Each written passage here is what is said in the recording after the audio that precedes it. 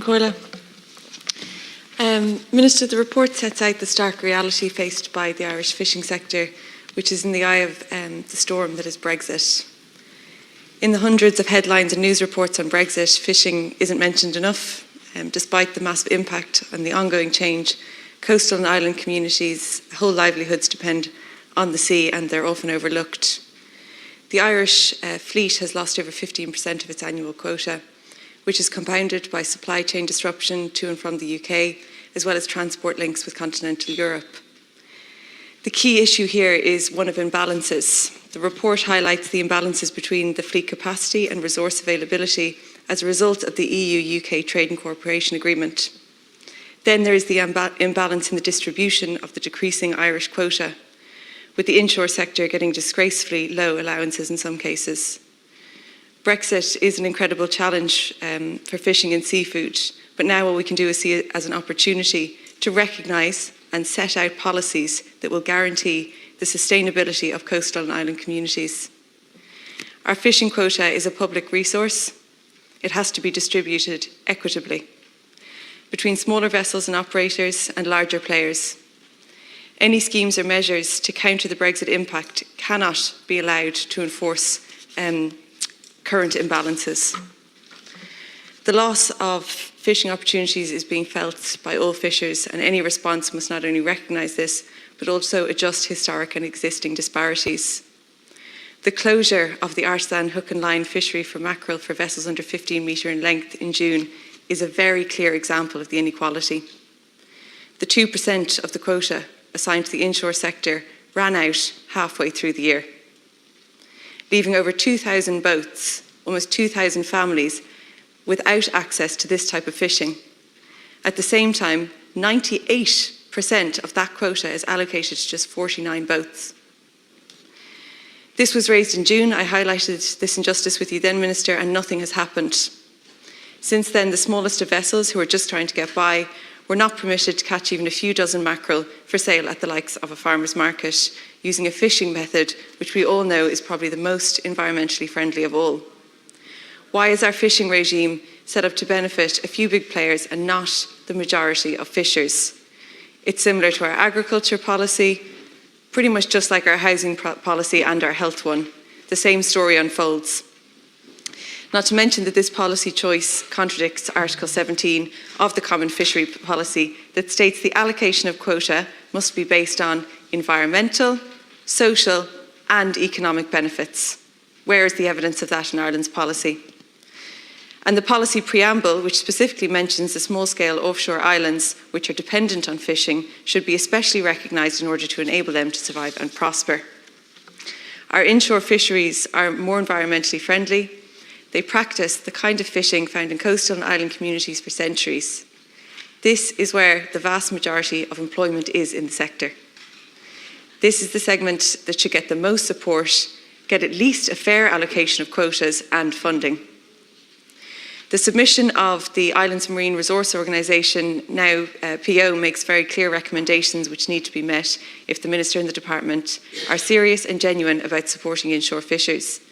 These include a flat rate payment for all registered vessels 12 metres and under, vessels between 12 and 18 metres which do not qualify for supports under other BAR measures should be supported under a similar scheme, and the issue of access to fishing opportunities by the National Fleet to be examined via formal public consultation in light of the decreases in quota.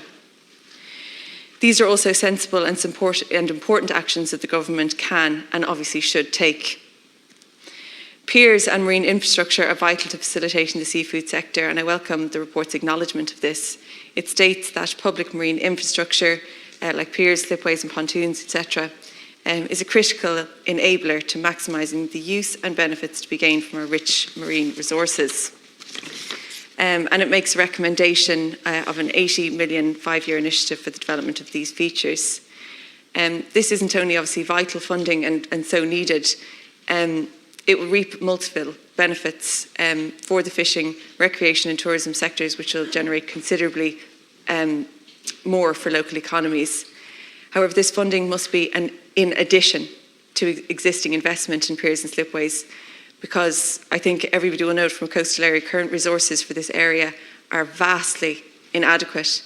The government needs to recognise that and provide fresh investment, not relabel existing measures.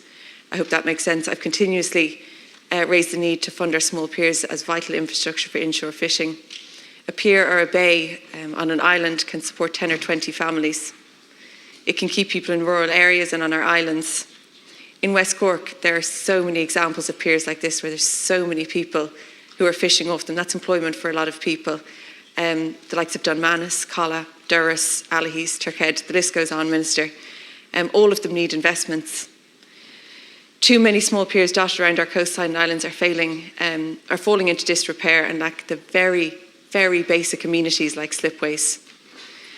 Islands must also be recognised in this category. They require basic infrastructure if they are to participate effectively in a sustainable fishing industry into the future. The Minister needs to support the development of a network of onshore infrastructure and offshore islands to facilitate the island fishing fleet and shore-based seafood collectors. Given the limited range of small vessels and their vulnerability to weather conditions, offshore islands should be equipped with combined landing, storage, processing and retail units to facilitate short fishery supply chains and the adding of value to catches. The task force outlines the case for investment in public marine infrastructure. The government needs to implement this and to ensure that small piers and islands get the investment that they really desperately need. And Minister, I remember that when I was in Cork County Council, and I spoke to you about it before, that at the Coastal Management Committee meeting, we basically ended up just talking about how could we get more funding rather than talking about what projects in Cork needed funding, because there was no money there for them. And there's no point in everybody going in and fighting for their own local pier. There needs to be enough funding for more of them, at least. Different representative organisations have also raised concerns that must be addressed. The Irish Fishing and Seafood Alliance have highlighted the lack of clarity regarding how much of the recommended measures will come from the EU Brexit Fund. There's also confusion on whether those applying for decommissioning would have to refund any tie-up scheme payments they received. While the Irish South and West Fish PO has pointed out the inadequacies of the proposed decommission scheme. Finally, Minister, this discussion is not only about seafood but the future of our coastal and island communities as a whole. It's about families and whole cohorts that were dependent on this sector, including culinary and environmental tourism. There is a glaring need for a citizens' assembly on our maritime future.